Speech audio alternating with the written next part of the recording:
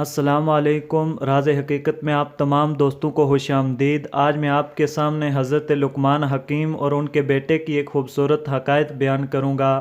ایک دفعہ لقمان حکیم نے اپنے بیٹے کو نصیحت کی کہ بیٹے، اگر تمہیں کوئی مصیبت پہنچے تو اس پر صبر کرنا، کیونکہ ہو سکتا ہے وہ تمہارے حق میں بہتر ہو، اور غصہ مت کرنا، کیونکہ خدا جو بھی انسان کے مقدر میں لکھتا ہے وہ درست لکھتا ہے۔ بیٹے نے یہ بات سن کر کہا کہ میں نے آپ کی باتوں کو اپنے ذہن میں بٹھا لیا ہے اور میں ان باتوں کا مطلب بھی سمجھ گیا ہوں، لیکن میرے بس میں یہ بات نہیں کہ میں ہر مصیبت کو اپنے لیے خیر ہی سمجھ سکوں، کیونکہ ابھی تک میرا ایمان اتنا پختہ نہیں ہو سکا۔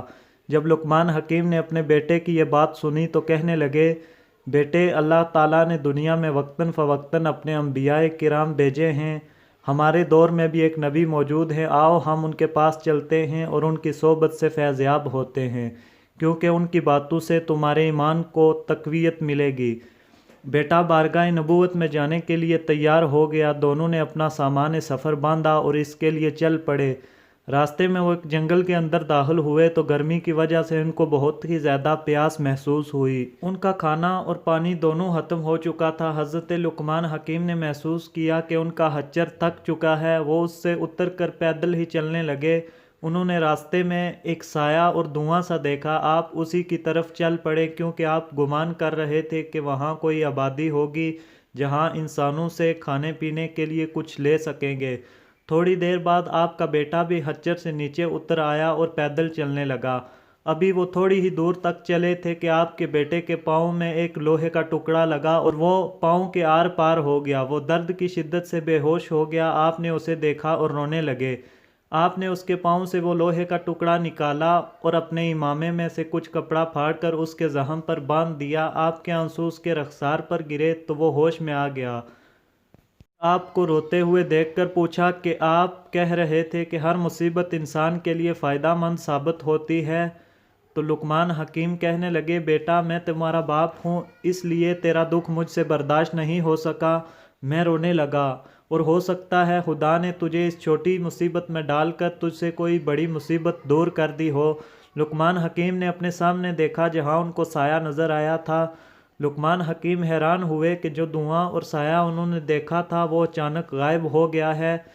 پھر انہوں نے دیکھا ایک تیز رفتار گھڑ سوار ان کی طرف بڑھ رہا ہے، جس نے سر پر سفید امامہ اور سفید لباس پہن رکھا ہے۔ پھر اچانک وہ سوار غائب ہو گیا اور ایک آواز آئی، کیا تو ہی لقمان حکیم ہے؟ اور کیا یہ تیرا نادان بیٹا ہے جس نے تجھ سے ایک سوال پوچھا تھا؟ لقمان حکیم نے کہا، ہاں، یہ میرا بیٹا ہے اور میں ہی لقمان ہوں۔ پھر آپ نے پوچھا کہ اے شخص، ہمیں تیری آواز سنائی دے رہی ہے مگر تو دکھائی نہیں دے رہا۔ تو اس نے کہا کہ میں جبریل ہوں، میں صرف نبیوں اور رسولوں کو نظر آتا ہوں۔ اے لقمان، جو دھواں اور سایہ تم نے دیکھا تھا یہ ایک شہر سے اٹھ رہا تھا جس کو میں زمین کے اندر خدا کے حکم سے دنسا کے آیا ہوں۔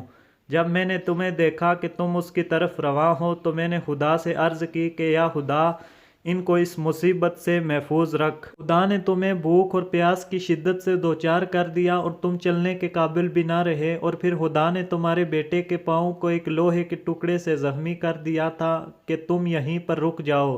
پھر جبریل امین نے ان کے خالی برتنوں کو اپنے نورانی ہاتھوں سے چھوا تو وہ بھر گئے۔ ان دونوں نے خوب کھانا کھایا اور پانی پیا۔ اس کے بعد جبریل امین نے ان کو اٹھایا اور ان کے گھر میں چھوڑ دیا۔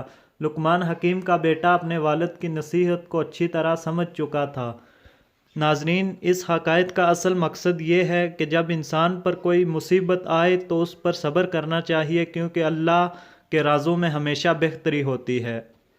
امید کرتا ہوں یہ حکایت آپ دوستوں کو بہت ہی پسند آئی ہوگی، اور امید کرتا ہوں آپ تمام دوست میرے چینل کو سبسکرائب کریں گے، اس ویڈیو کو لائک کریں گے اور شیئر کریں گے۔ شکریہ۔